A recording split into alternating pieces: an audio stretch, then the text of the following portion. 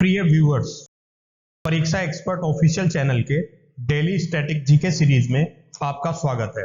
इस सीरीज में हम प्रतिदिन आपके लिए UPSC, state PSC, SSC, RRB banking तथा विविध परीक्षाओं से संबंधित 10 प्रश्न व्याख्या सहित लेकर प्रस्तुत होंगे। हम आशा करते हैं कि ये प्रश्न आपकी परीक्षाओं की तैयारी में सहायक सिद्ध होंगे। चलिए शुरू करते हैं पहले क्वेश्चन से। निम्नलिखित पारितंत्र में से सबसे अधिक उत्पादकता किसकी है?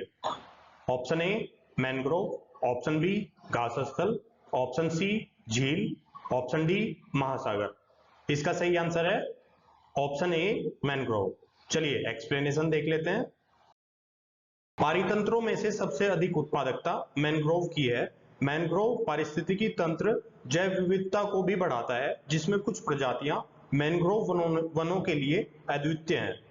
वे पक्षियों, मछलियों, अकशेरुकीय स्तनधारियों और पौधों जैसे वन्य जीवों की एक विस्तृत श्रृंखला को आवास और आश्रय प्रदान करते हैं। यूनेस्को 26 जुलाई को मैंग्रोव पारिस्थितिकी तंत्र के बारे में जागरूकता बढ़ाने और उनके स्थायी प्रबंधन और संरक्षण को बढ़ावा देने के उद्देश्य से मैंग्रोव दिवस मनाता है। भारत सरकार ने वर्ष 1976 में एक राष्ट्रीय मैंग्रोव समिति की स्थापना की थी, जो सरकार को मैंग्रोव के संरक्षण और विकास के बारे में सलाह देती है। पारिस्थितिकी रूप से मैंग्रोव मिट्टी को उपजाऊ बनाने में एवं उसकी क्षमता को बनाए रखने में महत्वपूर्ण है। चलिए अगला क्वेश्चन देख लेते हैं। पारिस्थितिकी नीचे की संकल्पना को किसके द्वारा प्रतिपादित किया गया था? ऑप्शन ए ग्रीनेल द्वारा, ऑप्शन बी डार्विन द्वारा, ऑप्शन सी ईपी ओडम द्वारा, ऑप्शन डी सीसी पार्क द्वारा। इसका सही आंसर है ऑप्शन ए ग्रीनेल द्वारा। चलिए एक्सप्लेनेशन देख लेते हैं। पारिस्थितिकी नीचे की संकल्पना को ग्रीनेल द्वारा प्रतिपादित किया गया था। पारिस्थितिकी नीचे वह विशेष स्थान होता है जहां कोई भी जीव अपने जीवन के निर्वहन के लिए विशेष प्रक्रियाओं जैसे निवास, भोजन की व्यवस्था, निषेचन आदि प्रक्रिया को पूर्ण करता है। चलिए अगला क्वेश्चन देख लेते हैं। कथन ए पारिस्थितिकी के विविध अवयव आपस में एक दूसरे पर निर्भर नहीं है। कारण आर मानव क्रियाओं से वातावरण प्रभावित होता है। नीचे दिए गए कूट से सही उत्तर का चयन कीजिए। ऑप्शन ए और आर दोनों सही हैं और आर ए की सही व्याख्या करता है। ऑप्शन बी ए और आर दोनों सही हैं परंतु आर ए की सही व्याख्या नहीं करता है। ऑप्शन सी ए सही है किंतु आर गलत है। ऑप्शन डी ए गलत है किंतु आर सही है। इसका सही आंसर है ऑप्शन डी ए गलत है किंतु आर सही है। चलिए एक्सप्लेनेशन देख लेते हैं। पारिस्थितिकी के विविध अवयव आपस में एक दूसरे पर निर्भर होते हैं, इसलिए ए गलत है। मनुष्य भौतिक पर्यावरण को कई तरह से प्रभावित करता है। अधिक जनसंख्या, प्रदूषण, जीवाश्म ईंधन का जलना और वनों की कटाई, इस तरह के परिवर्तनों ने जलवायु परिवर्तन, मिट्टी के कटाव, खराब वायु गुणवत्ता और पीने अयोग्य पानी को जन्म दिया है। अतः आर सही है। एक पारिस्थितिकी तंत्र को इसके अजैविक घटकों में वर्गीकृत किया जाता है, जिसमें खनिज, जलवायु, मिट्टी, पानी, धूप और अन्य सभी निर्जीव तत्व और इसके सभी जीवित सदस्य शामिल हैं। पारिस्थितिकी तंत्र विभिन्न आकार के हो सकते हैं, जैसे समुद्री, जलीय या स्थलीय। मिट्टी अजैविक तत्व है जो पोषक तत्व और अन्य आवश्यक तत्व प्रदान करके पौधों की वृद्धि का समर्थन करती है। जैविक घटक अपने अस्तित्व के लिए अजैविक घटकों पर निर्भर करते हैं और मिट्टी, पोषक तत्वों आदि ऐसे अजैविक कारकों के निर्माण में मदद भी करते हैं। चलिए अगला क्वेश्चन देख लेते हैं। निम्नलिखित में से कौन सा कारक जैव विविधता के ह्रास के लिए सर्वाधिक महत्वपूर्ण कारक है? ऑप्शन ए आनुवांशिक आत्मसात्करण, ऑप्शन बी परभक्षियों का नियंत्रण, ऑप्शन सी प्राकृतिक वास का विनाश, ऑप्शन डी कीट नियंत्रण। इसका सही आंसर है ऑप्शन सी प्राकृतिक वास का विनाश। एक्सप्लेनेशन देख लेते हैं। प्राकृतिक वास का विनाश जैव विविधता के ह्रास के लिए सर्वाधिक महत्वपूर्ण कारक है। जैव विविधता ह्रास के कारण जीवाश्म प्रमाण बतलाते हैं कि पृथ्वी पर जीवन की शुरुआत के समय मौजूद मूल प्रजातियों के 99% से अधिक का विलोपन हो चुका है। इनमें से अधिकांश प्रजातियां मनुष्य के आगमन से पूर्व ही समाप्त हो चुकी थी। बदलते हुए भौतिक पर्यावरण के अनुसार जो प्रजातियां अनुकूलन कर लेती हैं, वे नई प्रजातियों के रूप में विकसित हो जाती हैं। इस प्रक्रिया में जो प्रतिस्पर्धी प्रजातियां अनुकूलन नहीं कर पाती हैं, वे विलुप्त हो जाती हैं। जैसे लघु आकार वाले हिप्पोहिप्पस का आधुनिक काल के विशाल घोड़े में विकसित होना अनुकूलन का एक उदाहरण है। नेक्स्ट क्वेश्चन देख लेते हैं। निम्नलिखित में से किसके द्वारा बायोडायवर्सिटी शब्द की रचना की गई? Option A C J Barrow, option B di Castri, option C A G Tansley, option D Walter G Rosen. इसका सही आंसर है option D Walter G Rosen. Explanation देख लेते हैं। जीव वैज्ञानिक थॉमस यूजीन लवजाय ने सर्वप्रथम 1980 में बायोलॉजिकल डाइवर्सिटी शब्द का और 1985 में डब्ल्यू जी रोसेन ने बायोडायवर्सिटी शब्द का सर्वप्रथम प्रयोग किया था। पृथ्वी के सभी जीवों, पेड़ पौधों, जीव जंतुओं में पाई जाने वाली विभिन्न प्रकार की विशेषताओं को जैव विविधता कहते हैं। किसी भी पर्यावरण में विभिन्न प्रजातियों की श्रेणियों को जैव विविधता के रूप में जाना जाता है। नेक्स्ट क्वेश्चन देख लेते हैं। सर्वाधिक जैव विविधता पाई जाती है। ऑप्शन ए टुंड्रा में, ऑप्शन बी शंकुधारी वनों में, ऑप्शन सी उष्ण कटिबंधीय वर्षा वनों में, ऑप्शन डी शीतोष्ण वनों में। इसका सही आंसर है ऑप्शन सी उष्ण कटिबंधीय वर्षा वनों में। चलिए एक्सप्लेनेशन देख लेते हैं।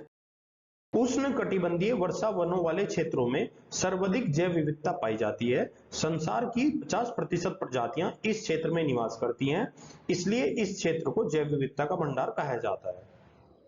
दक्षिण अमेरिका के अमेजन उष्ण कटिबंधीय वर्षा वनों की जैव विविधता विश्व में सर्वाधिक है। विशालता के कारण इन्हें पृथ्वी के फेफड़े भी कहा जाता है। भारत में जैव विविधता वाले 4 स्पॉट हैं: पश्चिमी घाट, पूर्वी हिमालय, भारत बर्मा क्षेत्र और सुंडालैंड क्षेत्र। भारत का भूमि क्षेत्र विश्व का केवल 2.4% है, लेकिन इसकी वैश्विक जातीय विविधता 8.1% है। नेक्स्ट क्वेश्चन देख लेते हैं।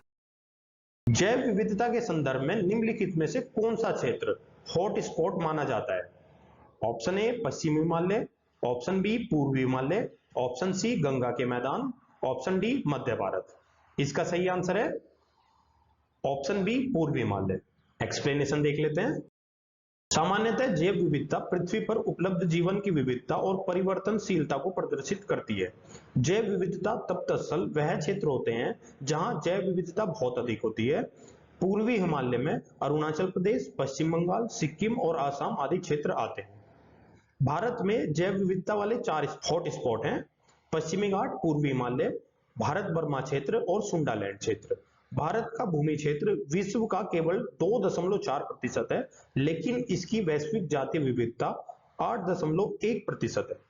चलिए अगला क्वेश्चन देख लेते हैं।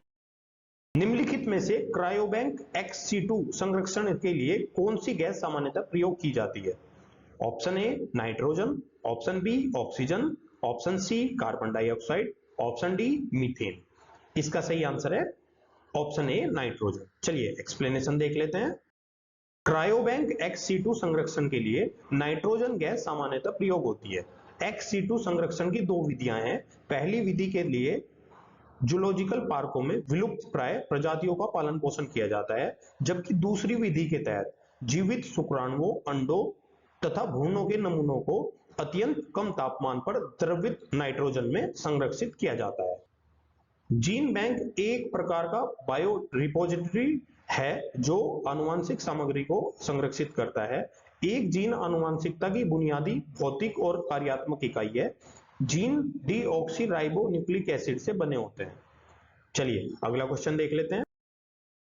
निम्न में से कौन एक प्रवाल विरंजन का सबसे अधिक प्रभावी कारक है? ऑप्शन ए सागरीय प्रदूषण, ऑप्शन बी सागरों की लवणता में वृद्धि, ऑप्शन सी सागरीय जल के सामान्य तापमान में वृद्धि, ऑप्शन डी रोगों एवं महामारियों का फैलना। इसका सही आंसर है सागरीय जल के तापमान में वृद्धि। चलिए एक्सप्लेनेशन देख लेते हैं। सागरीय जल के सामान्य तापमान में वृद्धि बड़े पैमाने पर विरंजन की घटनाओं का मुख्य कारण है। प्रवाल विरंजन तब होता है जब कोरल पॉलिप्स अपने उत्तकों के अंदर रहने वाले शैवाल को बाहर निकाल देते हैं। आमतौर पर कोरल पॉलिप्स इन शैवाल के साथ एक एंडोसिम्बायोटिक संबंध में रहते हैं, जो कोरल और रीफ के स्वास्थ्य के लिए महत्वपूर्ण होता है। शैवाल प्रवाल की ऊर्जा का 90% तक प्रदान करते हैं। प्रक्षालित मूंगे जीवित रहते हैं, लेकिन विरंजन के बाद भूखे रहने लगते हैं, जो प्रवाल विरंजन का कारण बनता है। चलिए अगला क्वेश्चन देख लेते हैं। निम्नलिखित भारतीय पक्षियों में से कौन सा अत्यधिक संकटापन किस्म है? Option A golden oriole, option B great Indian bustard, option C Indian fantail pigeon, option D Indian sunbird. इसका सही आंसर है ग्रेट इंडियन बस्टर्ड। चलिए एक्सप्लेनेशन देख लेते हैं। भारतीय पक्षियों में ग्रेट इंडियन बस्टर्ड अत्यधिक संकटापन किस्म है। अंतर्राष्ट्रीय प्रकृति संरक्षण संघ ने भारत में देखी जाने वाली पक्षियों की 10 प्रजातियों को गंभीर रूप से संकटग्रस्त प्रजातियों की सूची में शामिल किया है। इनमें ग्रेट साइबेरियन क्रेन, गोंडावन जिसको इंडियन बस्टर्ड भी कहा जाता है, सफेद पीठ वाला गिद्ध, लाल सिर वाला गिद्ध, जंगली उल्लू और सफेद पेट वाला बगुला आदि शामिल है। प्रिय व्यूअर्स, हम आशा करते हैं कि ये वीडियो आपको अच्छी लगी होगी। कृपया अपने फीडबैक एवं सजेशंस कमेंट बॉक्स में दें। हम आपके सजेशंस के अनुसार वीडियो को और बेहतर बनाने का प्रयास करेंगे। इस वीडियो की पीडीएफ प्राप्त करने के लिए आप हमारे टेलीग्राम चैनल से जुड़ सकते हैं, जिसका लिंक वीडियो के डिस्क्रिप्शन में दिया गया है। आप हमारी वेबसाइट www.parikshaexpert.com पर जाकर किसी भी एग्जाम की टेस्ट सीरीज ज्वाइन कर सकते हैं।